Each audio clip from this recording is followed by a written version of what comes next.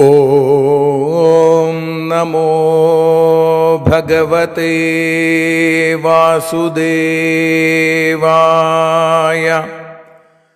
ഓം നമോ ഭഗവതേ വാതനാഥായ.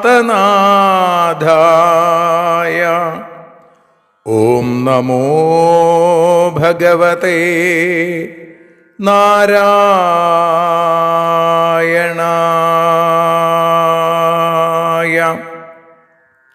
ഏവർക്കും നാരായണീയ മധുരം ആസ്വദിക്കാൻ ഒരിക്കൽ കൂടി സ്വാഗതം. മൂകം കരോതി വാചാലം പങ്കും ലംഘയത്തെ ഗിരിം യൽകൃപാതമഹം വന്ദേ പരമാനന്ദമാധവം. അഖിലാനപരാധാന്മേ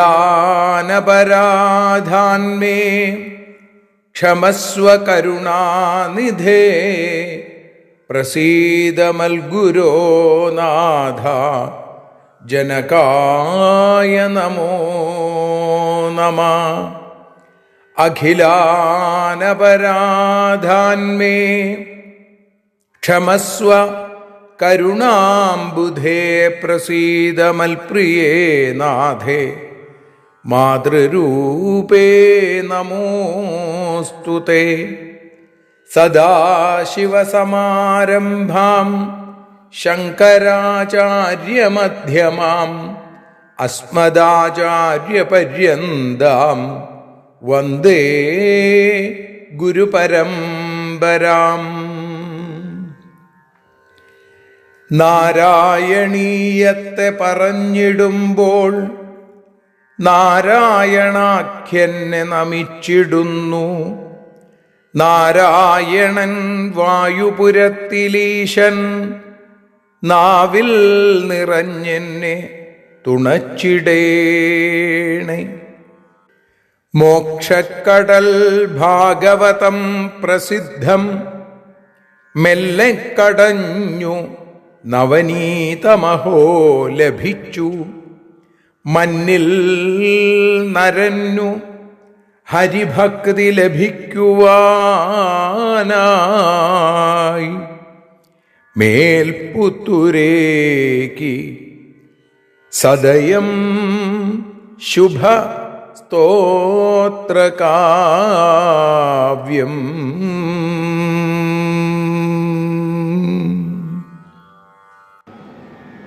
ഈ വിധത്തിൽ മേൽപുത്തൂർ നാരായണ ഭട്ടതിരി ഉപരി നവഗ്രാമം എന്ന ആ സംസ്കൃത ഭാഷ പ്രമാണമാക്കിയെടുത്താൽ മേൽപുത്തൂർ നാരായണ ഭട്ടതിരി.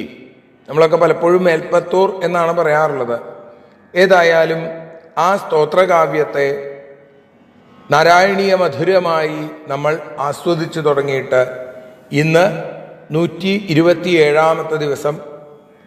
ശ്രീമന്നാരായണീയത്തിലെ 12 ദശകം വരാഹാവതാരം, അതിൽ 9 ശ്ലോകമാണ് നമ്മൾ ഇന്ന് അനുസ്മരിക്കുന്നത്, വിചാരം ചെയ്യുന്നത്.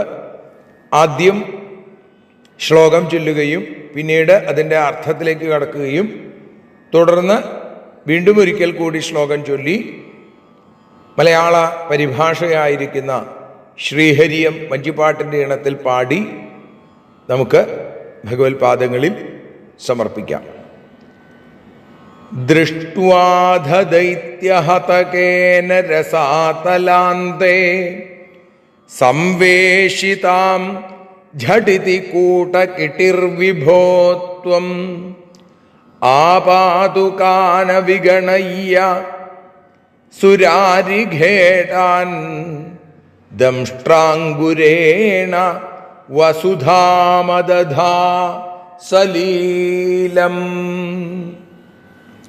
ഹേ വിഭോ കൂടകിടി ത്വം അധ ദൈത്യഹതകേന രസാതലാന്തേ സംവേശിതാം വസുധാം ദൃഷ്ട്വാ ഝടിതി ആപാതുകാൻ സുരാരിഖേടാൻ അവിഗണയ്യ സലീലം ദംഷ്ട്രാങ്കുരേണ അദധാ. ഭഗവാനോട് പറയാണ്, ഹേ വിഭോ, കൂടകിടിർ വിഭോ, വിഭോ കൂടകിടി ത്വം. കൂടകിടി, കിടി എന്ന് പറഞ്ഞാൽ വരാഹം അല്ലേ? അപ്പോൾ മായാവരാഹമൂർത്തിയായിരിക്കുന്ന ഗുരുവായൂരപ്പ അവിടുന്ന് അഥാ ദൈത്യഹതകേന രസാതലാന്തേ സംവേശിതാം വസുധാം ദൃഷ്ടുവ. അവിടെ ആ അസുരാധമൻ, ദൈത്യഹതകേന, ആ അസുരാധമനാൽ പാതാളത്തിൻ്റെ അല്ലെങ്കിൽ രസാതലാന്തേ, രസാതലത്തിൻ്റെ അടിയിൽ, ഇപ്പോൾ പാതാളത്തിൻ്റെ അവിടെ വിന്യസിക്കപ്പെട്ട അല്ലെങ്കിൽ അവിടെ കൊണ്ടുപോയി വെച്ച സംവേശിതാം വസുധാം ദൃഷ്ടുവ, വസുധയെ, ഭൂമിയെ കണ്ടിട്ട് ഝടിതി, വളരെ പെട്ടെന്ന് ഉടനെ തന്നെ ആപാതുകാൻ സുരാരിഖേടാൻ അവിഗണയ്യ, തന്നെ എതിർക്കാനായിട്ട് വന്ന ആ അസുരാധമന്മാരെ സുരാരിഖേടാൻ അവിഗണയ്യ, അവരെയൊക്കെ കൂസാതെ, അവരെയൊക്കെ പരിഗണിക്കാതെ, അവരെയൊന്നും ശ്രദ്ധിക്കാതെ സലീലം ദംഷ്ട്രാങ്കുരേണ അദധ, ഒരു ലീലയായിട്ട്, കളിയായി ഭഗവാന് ഈ ഭൂമിയെ ഉയർത്തുക എന്ന് പറഞ്ഞാൽ വെറുമൊരു ലീല മാത്രമാണെന്നാണ്.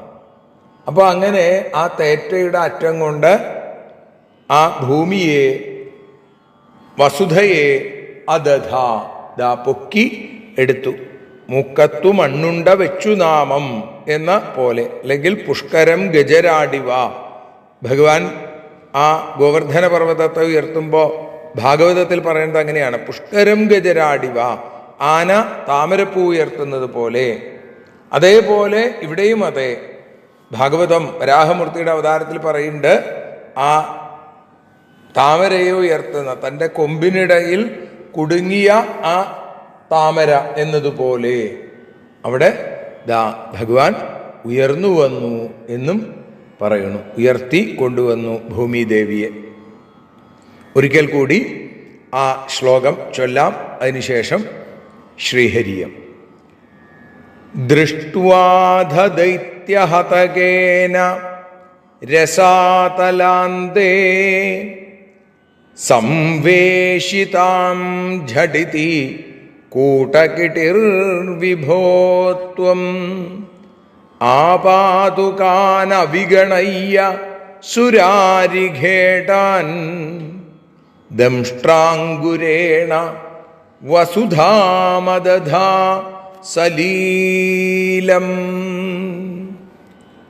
ശ്രീഹരിയം ഭാഷാഗാനം. നാരായണ നാരായണ നാരായണ നാരായണ നാരായണ നാരായണ വാമനമൂർത്തേ മായാവരാഹമൂർത്തിയാം സർവശക്തനായ ദേവൻ പാതാളത്തിൻ താഴത്തായി ഭൂമിയെ കണ്ടു. പാഞ്ഞെത്തിയ അസുരരെ തെല്ലും വകവച്ചിടാതെ ധരണിയെ തേറ്റ കൊണ്ടു പൊക്കിയെടുത്തു. നാരായണ നാരായണ നാരായണ നാരായണ നാരായണ നാരായണ രാധാ ഗോവിന്ദ. നാരായണ നാരായണ വരാഹമൂർത്തേ നാരായണ നാരായണ പാവനകീർത്തേ. കായേന വാചാ മനസേന്ദ്രിയർവാ ബുദ്ധ്യാത്മനാ വാ പ്രകൃതേ സ്വഭാവാൽ കരോമി യദ്യൽ സകലം പരസ്മൈ നാരായണായേതി സമർപ്പയാമി. സർവം നാരായണായേതി സമർപ്പയാമി. നാരായണ നാമസങ്കീർത്തനം നാരായണ നാരായണ നാരായണ.